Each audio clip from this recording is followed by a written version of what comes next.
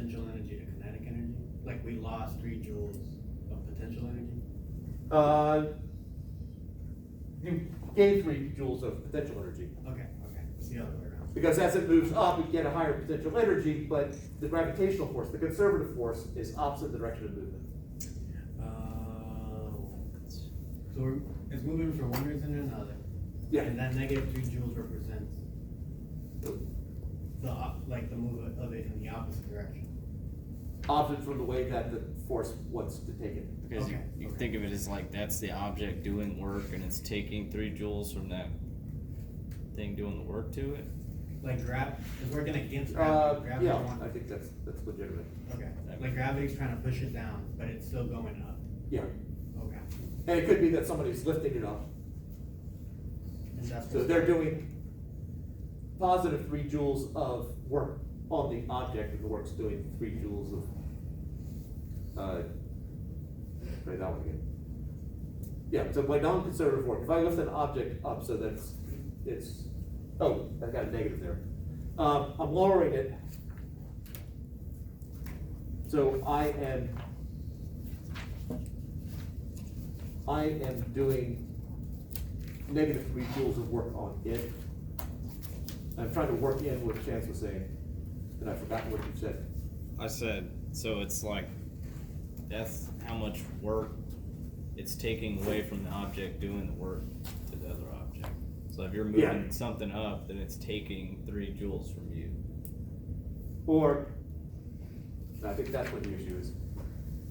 If negative 3 joules of work is being done on the object's doing positive 3 joules of work on whatever's doing that. Okay. So the work done on the object is the negative of the work done by the object. So, in the case of up and down, it'd be gravity. Yes. But what would it be in another direction? It's just a, The only 2 conservative forces we have dealt with in this class are from an ideal spring and gravitational force. There are 2 different gravitational forces. There's the generalized one, and then there's the mg. Will that like continue into 252, like the electromagnetic or whatever it is? What was that the third one? I don't remember. What's the Yeah, the electric force and magnetic forces are conservative. Yeah, is that gonna be in 252? Yeah. Okay. do you want this guy? Yeah. Oh. Should have just stolen the test. Lose your chance.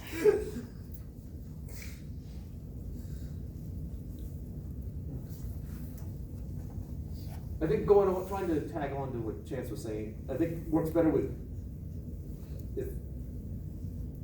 if I do 3 joules of non-conservative work on an object, then I'm transferring 3 joules of energy from me onto the object. It's doing negative 3 joules of non-conservative work on me, I'm doing positive 3 joules of work on it. Or in this case, 8 joules in this problem. So if I do 8 joules of work on it, basically it's non-conservative work, so I'm transferring it from one object to another. So it's transferring from me into the object. Zach? Oh, it's me. So when I was looking at that test, I saw something that like threw me off. How do you find, there was like a question about average force, and you had to like, when you were given a final velocity, how would you do that? It was like one of the first ones on that. Like you could, yeah.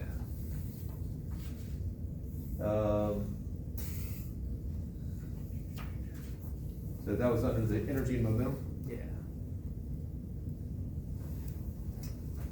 Any questions on this before we look at a little more complex energy momentum? That's more complex.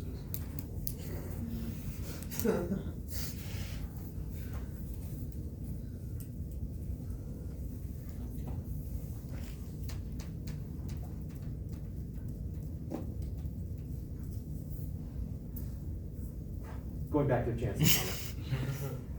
The conservative work is being done, in the case of lifting an object up, it's being done by the earth. No matter what I'm doing, conservative work is being done by the gravitational pull. Gravitational exertion that I have on any object is so small, we can ignore it. So if negative 3 joules of work is being done on the object, that means that 3 joules is, I guess, in essence, being transferred from the object to the earth. Wow, even that I have issues with. All right, never mind. Non-conservative work I'm good with, but conservative work gets kind of funky. No.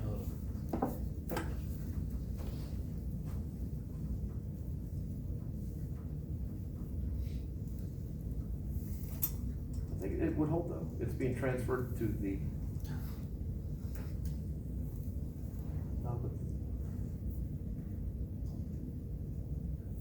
I'm gonna think about that a little bit more. All right. Impulse is equal to what? Change in momentum. Or One second. The initial minus the final.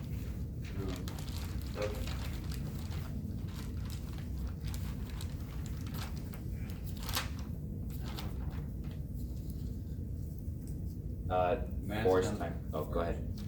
Mass times delta V. if the, okay, P final minus P initial, and P is mass times velocity. I'm hedging something just a little bit here. Under most circumstances, yes. Force times change of time. Technically F dt.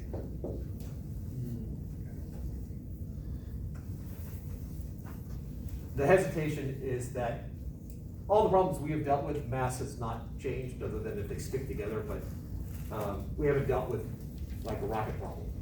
In the rocket problem, we can get a change in momentum because the mass is changing. So, but if the mass doesn't change, then I believe you said it right, of m times change in velocity. So F dt. So Sorry, just to clarify before you Okay. keep going, so if the mass is constant, I can use that, what I said? Yes. Okay, so.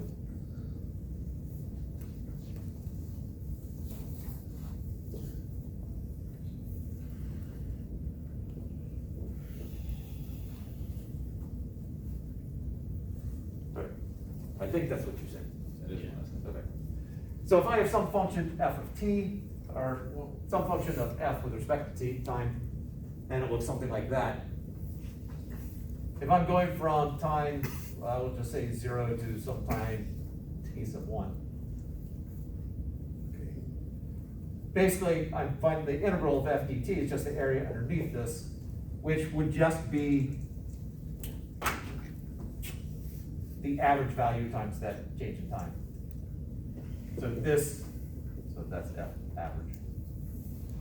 So this is just the average force times however much time.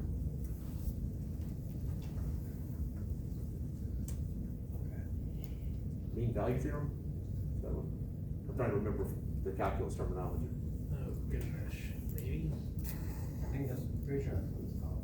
F average is equal to the integral of F, not by F dt, if I write it, dt, from T1 to T2.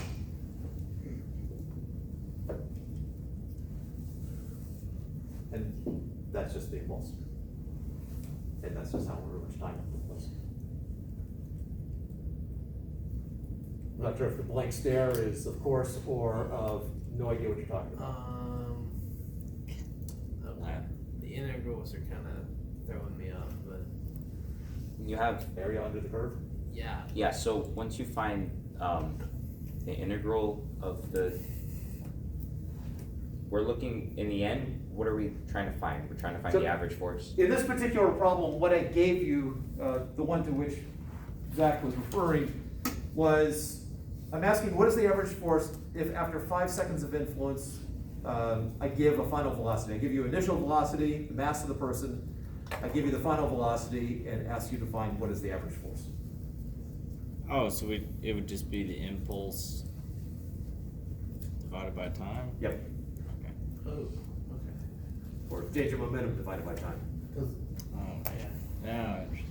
I think I've seen it written, it's like that, but instead of having over dt, it's like one over b minus a Oh. times whatever f dt is. Yeah, because this right here, dt, that's the more generalized form of it I did specifically with respect to time.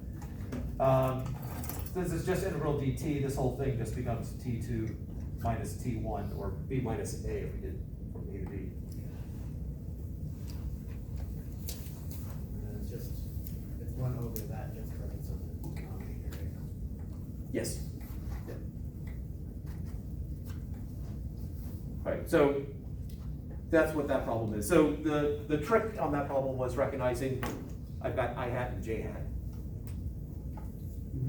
So if P initial is 4 I hat and P final is 3 j hat. So it starts out, let's just say, going that way and then it ends up going that way. My change in momentum is gonna be 3j minus 4i hats. That's my change in momentum in whatever appropriate unit is. So that's my impulse, and just divide by time. Would you take if in the hypothetical that you put a test like that or a test question like that, and the time was like 5 seconds, would you take 3j minus 4i over 5? Yep. Oh, with units. Oh, that's not really rectangular form there. Oh, You would have to, gosh, don't do this to me. I mean, you basically set up the problem. Yeah. You haven't done the actual answer yet. Oh. So 3j hat minus 4i hat. And so those would be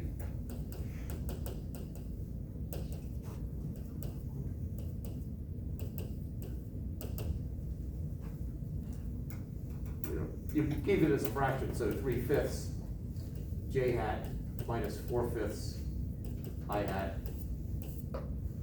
is- Oh. Okay. Oh, and I forgot we can do that thing up there where we assign our own variables and this stuff. Yeah. Don't remember what you called it before, Descartes or something. Yeah, it's on Rene Renee? Descartes. Is that a physicist or a student? Famous scholar from 1600s. So, 16. I thought Cartesian plane named after him. that is a philosopher, isn't that one of the famous philosophers? Yeah, that's why I stuck with scholar as a general term. He also did some work with momentum. Oh, really? Yeah. I always thought that was pretty, because I guess people don't have a lot of stuff to waste their time on. There's always found people that are good at math, science, philosophy back in the day. I always find that interesting. Yeah, well, that's why Kelvin did a whole lot of stuff with thermodynamics, but he was Lord Kelvin, so he basically could afford to spend time on that stuff. So you either have a benefactor or you're independently wealthy. I pretty much like being a physicist today. You get hired by somebody or be independently wealthy.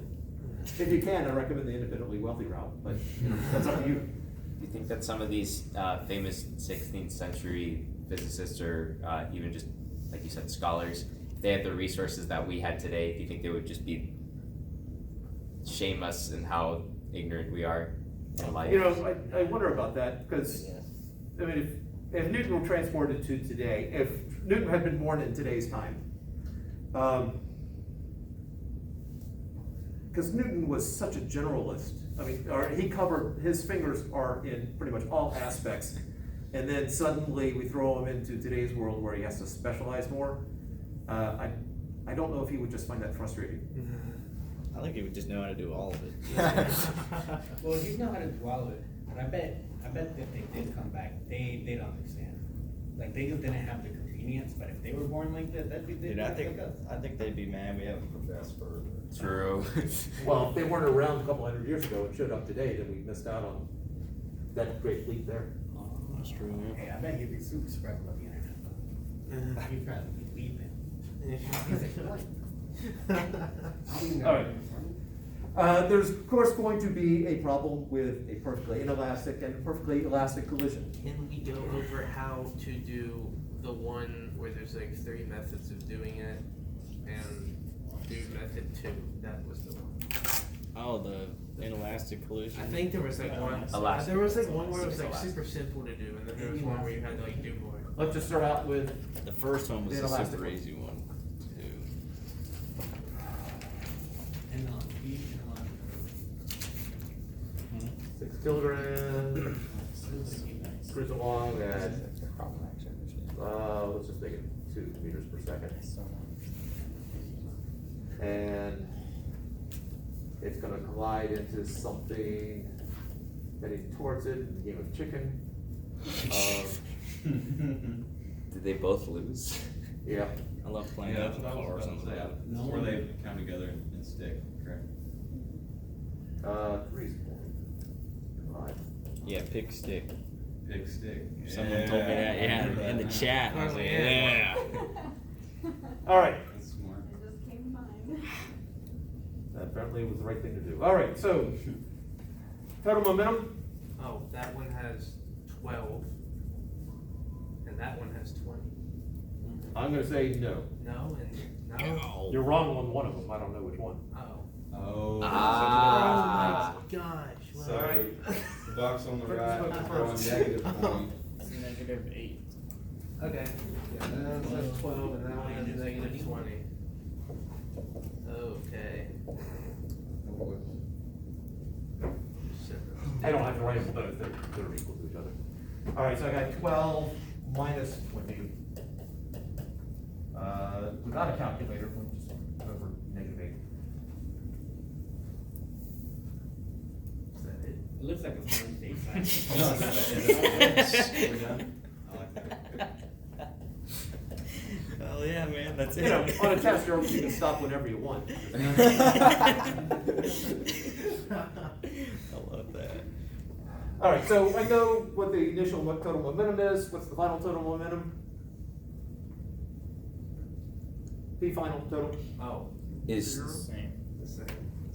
It should be, it should be the masses, you add the masses, so 10 Maybe kilograms. it's way more complicated. it's just 8. No. Negative 8. Positive. Negative. Oh, it's Negative. negative. The total stays the same. Yeah. If this is P initial, Wait, to get the final momentum, what do you just do? Or is that what you were asking for? no, I was just asked, my question was, what's the total final momentum? Total. It's that. Didn't you tell us that you like put a question on one of your tests like that? Yes, What was it? it was, you know, the broke down into pieces were, you know, what's the total initial momentum, what's the total final momentum? Okay. It's the same It's the answer, same. that's conservation of momentum. Oh, that makes sense. So I got that's- -8 is equal to, because it's stuck together, I got 1 mass. It is mass final times velocity final.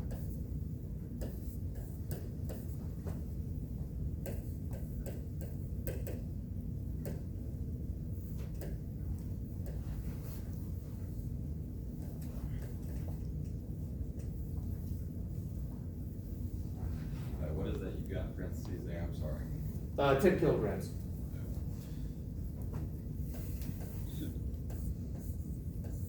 -4/5. Sure.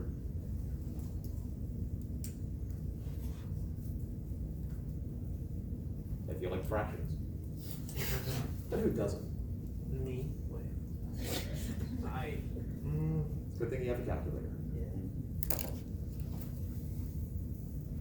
So, something that will always confuse me, kinetic energy or conservation of energy does not work with the inelastic collisions. It works only for the elastic collisions, correct? Perfectly elastic. Using the terminology I use, perfectly elastic is the only time kinetic energy is conserved. Okay.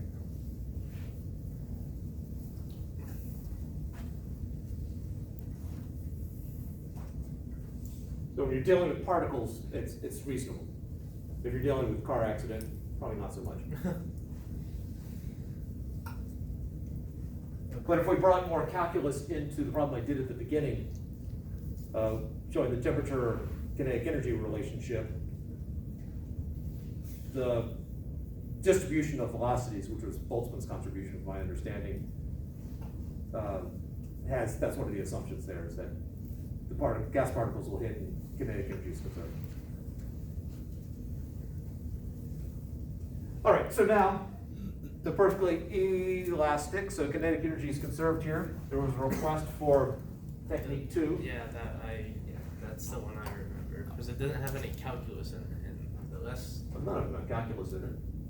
I think one was the easiest. one of them had you do like calculus and stuff, and I just did not understand that. You're doing it the wrong way then. What do you mean? All right, so we got -8 is equal to 6c plus 4, since I'm using D for that over there, let's do D and F. Whatever this is, the V6 final and V4 final. And then the other part of the equation is the relative speed of approach. So I got 2 minus 5 is equal to F minus E. So this was, if 6 comes first here, then the other one comes first here. What are you using E as? E is the final velocity of the 4 kilogram mass. Wait, no, sorry. You said E is the final velocity of the 6 kilogram mass. Yeah. F is for the 4 kilogram mass.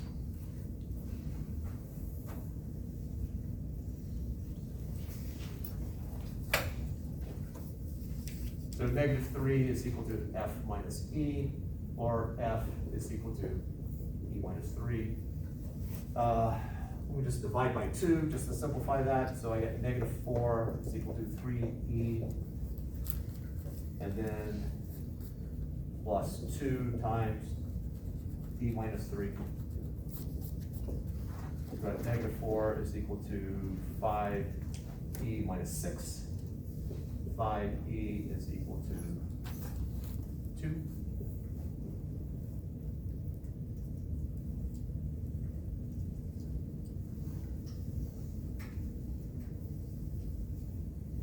I jumped a couple steps there.